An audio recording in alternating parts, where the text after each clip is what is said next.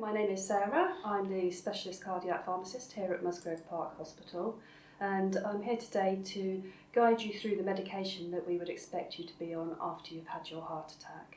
So why do we give you medication after your heart attack? The first thing really is to prevent you having any further cardiac events. So the last thing we want is for you to come back into hospital with another heart attack.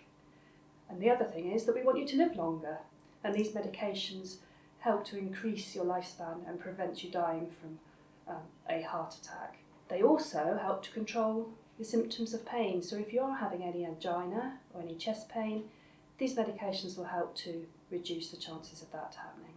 Okay, so what medication would we expect you to be on? And this list is not exhaustive and every patient is different, so please don't panic if you're not on all of these medications. The first one we expect you to be on would be aspirin. The second one we would expect you to be on would be clopidogrel, or another antiplatelet, otherwise known as a super aspirin tablet. The third medication we would expect you to be on would be ramipril. And then the fourth one would be bisoprolol. And lastly, we would expect you to be on a statin, usually a torvastatin. And we will also make sure that you have a GTN spray to take home with you. So now what we'll do is break down each of these in turn and explain why you're taking them, what dosage you're on, and any side effects you might expect. Okay, so let's start looking at our individual medications now. We'll start with aspirin. So all of you should be on aspirin 75 milligrams, which is the low dose aspirin, once a day in the morning. So why do you take this? Well, what happens with aspirin is that it makes the platelets less sticky, so that you're much less likely to form little clots, which may block up your newly inserted stents in your coronary arteries. So this reduces the risks of any clots forming, and it reduces your chances of having another heart attack or a stroke. So what side effects should we watch out for with aspirin?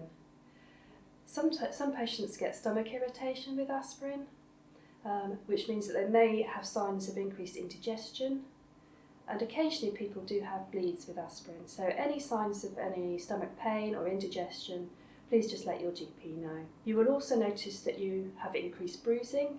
So if you knock yourself, you'll find that you bruise far more easily than you would have done before. How do we protect your stomach against aspirin? The main thing to do is to take aspirin dissolved in water and take it with food, so usually with or after your breakfast. Some patients will also be on stomach protectors, so medications like omeprazole that will reduce the acidity in the stomach. How long do you carry on with aspirin for? Well, usually this medication is continued long term, so you will stay on this for the rest of your life. Okay, so what other medication will you take alongside the aspirin? You will also be on a super aspirin tablet, which is either going to be clopidogrel or ticagrelor. Those are the two most common ones we use. So why do you need to take ticagrelor in addition to aspirin? During the first year after you've had your stent put in, you're much more likely to get clots forming on it. So we give you extra antiplatelet protection throughout that year to protect your stent. After the year, the stents are embedded nicely into the coronary arteries and the risk of any clots is much less. So this medication will usually only be taken for a year after you've had your stents inserted. Side effect wise, they're usually really well tolerated. Ticagrelor can sometimes cause breathlessness, so any increase in breathlessness, please report it to your GP. And again, with the addition of these antiplatelets to the aspirin, you will notice an increase in bruising. So the next group of drugs that we would expect you to be on would be ACE inhibitors, and the drug we use most commonly in this group is ramipril. It relaxes the arteries leading from the heart so that the heart has less workload and the pressure to push the blood out of the heart is less. It also reduces the blood pressure and helps to protect the heart pumping function in the long term. Ramipril we usually already have been started in hospital, and we start it at a low dose and then we gradually increase it. This medication will be continued long term as it has an ongoing protective effect on your heart. The dose we will aim for will be 10 milligrams once a day.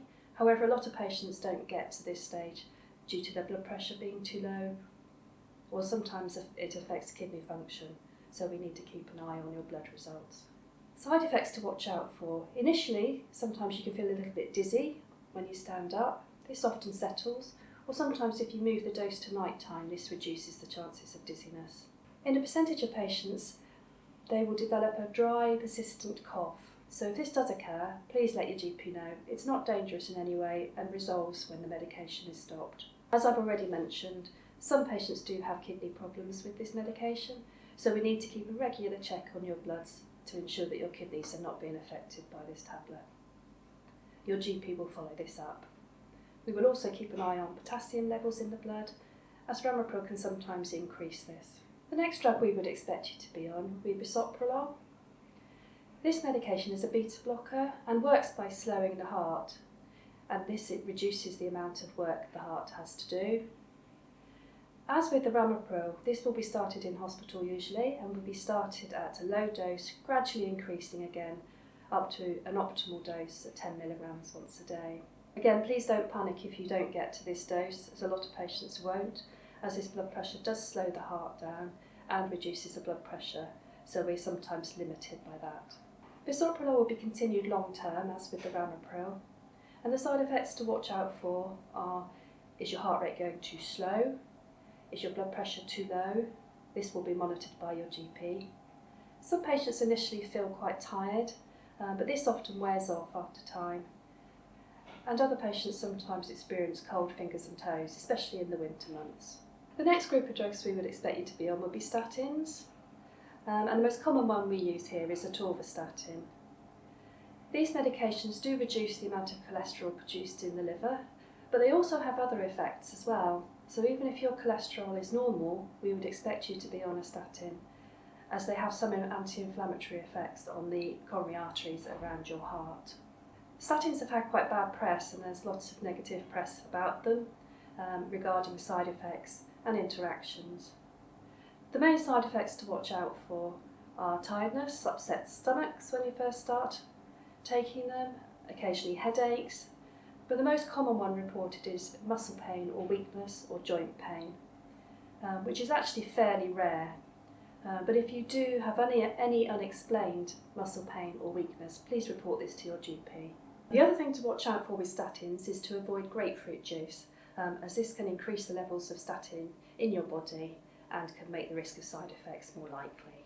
And just to finish off, we will issue all of you with a GTN spray. You may have had this when you first came into hospital via the ambulance crew, and it's a spray that goes under your tongue, and it works very quickly to widen the arteries that take blood to the heart, so helping to reduce any angina pain.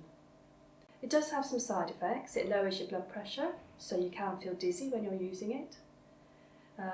It can give you a very short-lived but quite nasty pounding headache, and again this resolves fairly quickly. It can make you feel quite flushed because it's broadening all the blood vessels in your head, and it can make you feel faint. So how do you use your GTN spray? Well, always carry it with you for a start. You never know when you're going to get an episode of angina. If you do get any pain, heaviness or tightness, stop what you're doing and tell somebody. Make sure you're sat down before you take a spray, because that will reduce the chance of dizziness. Put one spray under your tongue and wait for a few minutes. If the pain is still there, take a second dose. Again, then wait for a few minutes. If the pain or tightness is still there, then phone 999 and come into hospital for a checkup. So just to finish off, some things to remember. Please don't be concerned if you're not on all the medication we've discussed today. There may be some very good reasons why you're not. Please don't stop any medication without consulting your GP, as all these medications work together to reduce your chances of having another heart attack. If you are experiencing side effects, please discuss them with your GP, as there may be alternatives that we can change you to. If you do miss a dose of any of the medications, especially the aspirin and the super aspirin tablets, either contact your local pharmacy, your GP, or phone 111 for advice.